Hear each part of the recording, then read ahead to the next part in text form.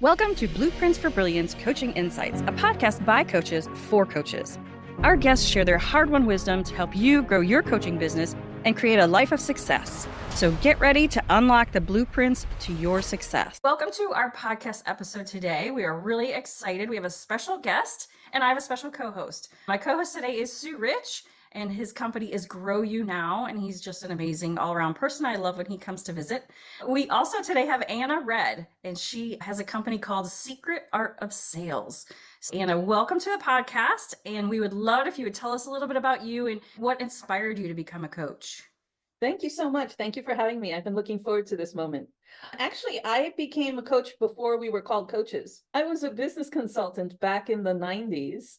And you wouldn't believe what I was doing. I was actually, since it was the early days of the internet, I was helping small business owners set up either their home offices or the computers in their businesses, in their business office.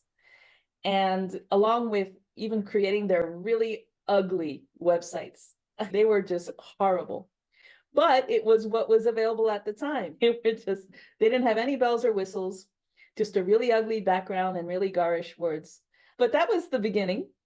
And of course, it just changed. It evolved throughout the decades to where I am now. Yeah, you really had to evolve from the 90s to now. Yeah, we're changing weekly. Yes. That's amazing. And I love that you were so far ahead of the curve, setting up home offices. Back then, not everybody even had a PC, I don't know. Just getting them. They were just getting them. And it was an in-between. It was moving from DOS to AOL. Earthlink was the place that housed the websites. It was a brave new world. So tell us a little bit about what you do now in your company, Secret Art of Sales. Okay, let me move back a couple of decades again. In the 2000s, I actually ran a women's networking group, professional women. And this was a lot of fun. There was a gentleman's club. Before that was what they call strip clubs, right? There was a gentleman's club, which basically meant no girls allowed, where gentlemen very wealthy bankers and businessmen would have their cigars and their brandies and have a beautiful view of downtown Miami, of the Bay Area and stuff. Now where all the celebrities live. And I decided that I was going to become a member and start holding women's banquets, breakfasts, networking groups in that space. And the owners of the club loved the idea. And I became friends with all the wives of the gentlemen that lived there, but that were members. And probably some of them did live there. Yeah, basically they were there all the time. I always thought that it was cool to help female entrepreneurs. And I always had that kind of in the back of my mind saying, this is something that I have to revisit at some point. So anyway, a few years ago, right before the pandemic, I joined a group to publish a couple of books. And in that group, it was self-publishing, but in that group, I met a whole bunch of female entrepreneurs who were coaches, and they all had amazing backgrounds. I was in a group that had doctors of different types, therapists, you name it, just amazing professionals, women of all walks of life that were professionals and just needed to share their message. Guess what? There was something that they all had in common. They were really lousy at sales. And I've been a sales professional, I think, since I could walk. Yeah, I don't think women were necessarily brought up to and taught to be good people. There's a certain aggression that I think they're afraid of, and it's not necessary. It's not necessary to be the pushy person that they deem as the stereotypical salesman. Yeah, or bro marketing. You don't have to be that way. You don't have to be that way. And nothing to say against Mr. Robbins or anything, but you don't have to be that forceful. Women have a different type of power. And I always compare it to water. And I said, look at the power of water when you admire the Grand Canyon. Water did that. And water is soft, but it doesn't mean that it's any less powerful. My mission is actually to help people find, and it doesn't have to be a woman, but to help people find the power within themselves to be successful in sales without compromising and without becoming something that they don't want to be. And so needed. Again, I feel like there is a lack of education and encouragement. And there's also an aspect of stereotyping and women thinking, like you said, that you have to be hard and bro marketing and you have to become someone you didn't want to be, a used car salesman. No offense to used car salesman, whatever you choose to do, but that type of stereotypes. I think what you do is so needed. Thank you. I'm hoping to help a whole lot of people. And thank you for this venue, because this is how people can find me.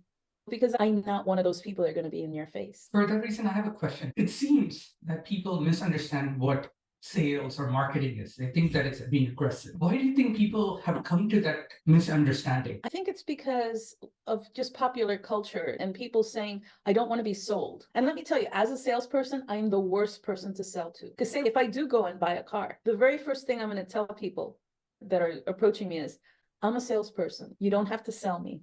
Because they try so hard. And you don't have to sell me.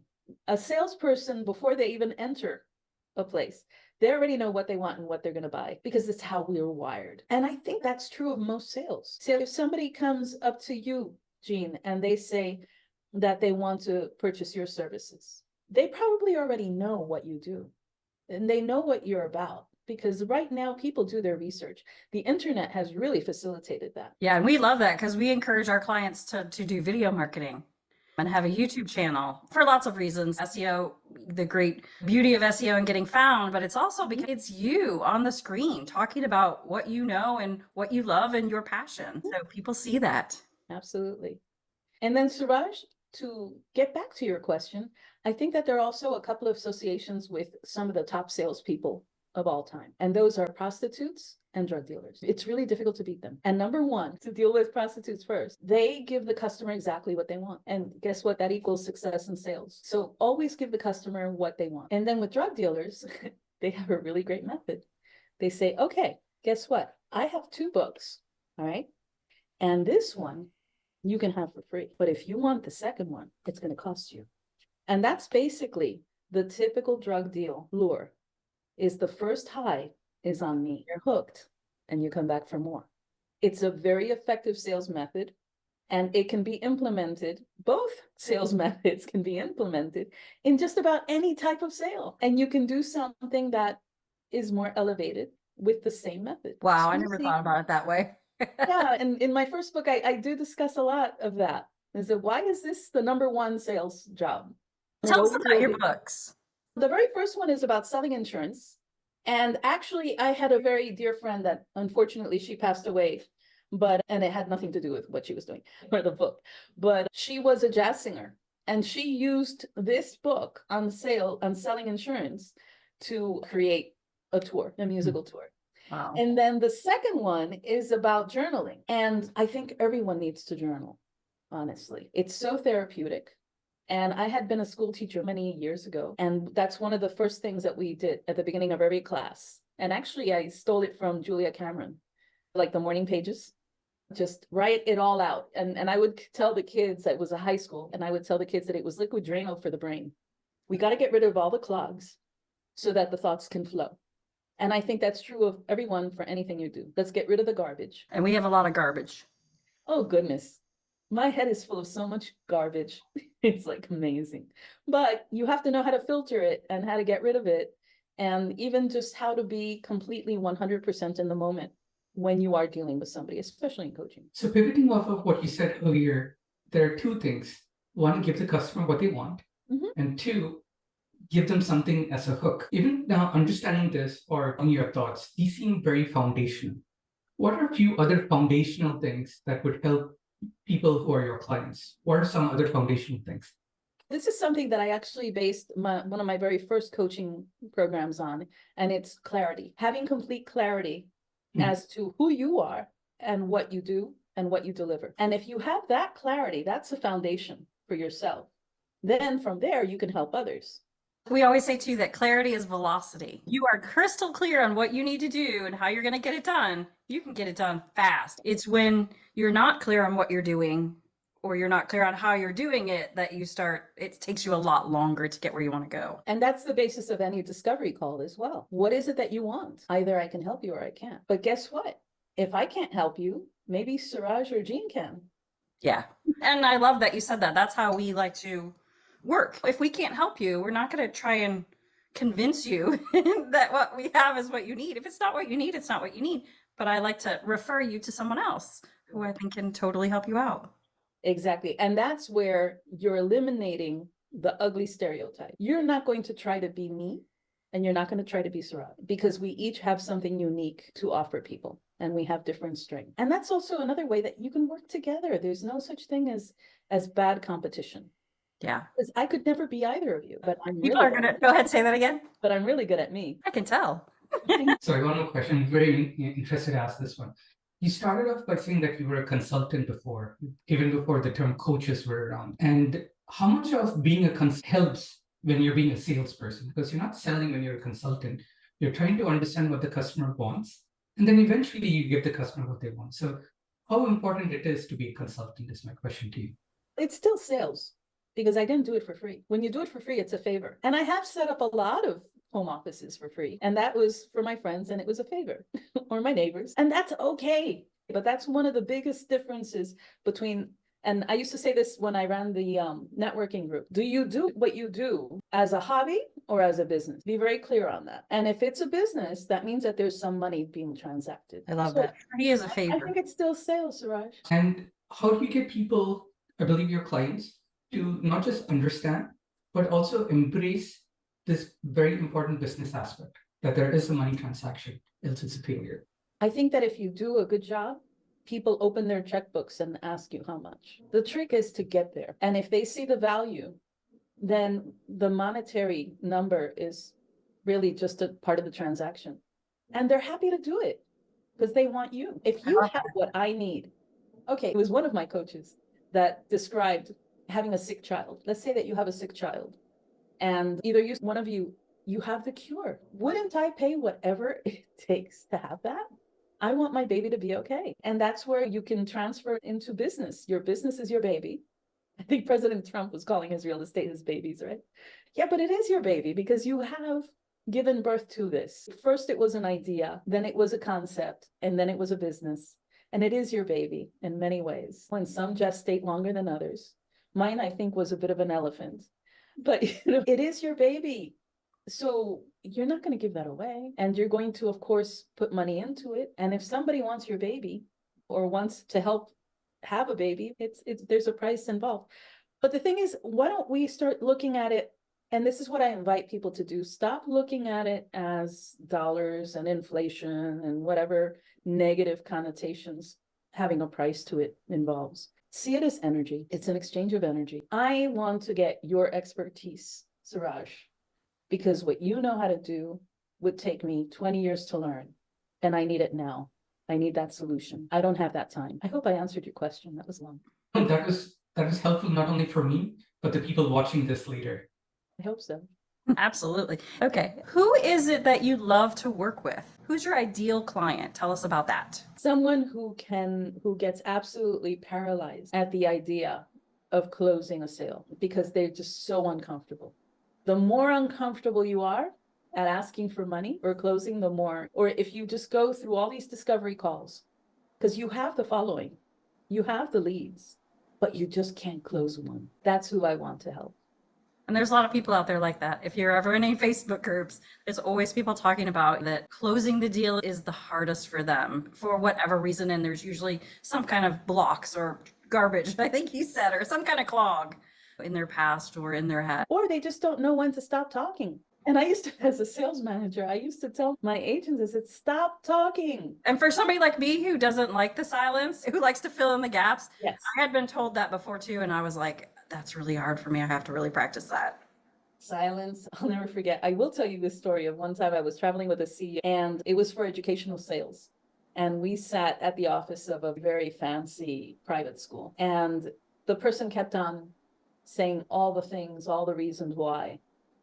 Just a million objections. And at one point, this man looked and he said, you know what? I think you're right. I'm not going to sell you. I don't want to give it away. He said, I'm not going to sell you this. And it just completely shocked the pants off this person. What do you mean? No, thank you for your time. You're lovely. I love this place. This is amazing. I love what you're doing here. But you can't have my product.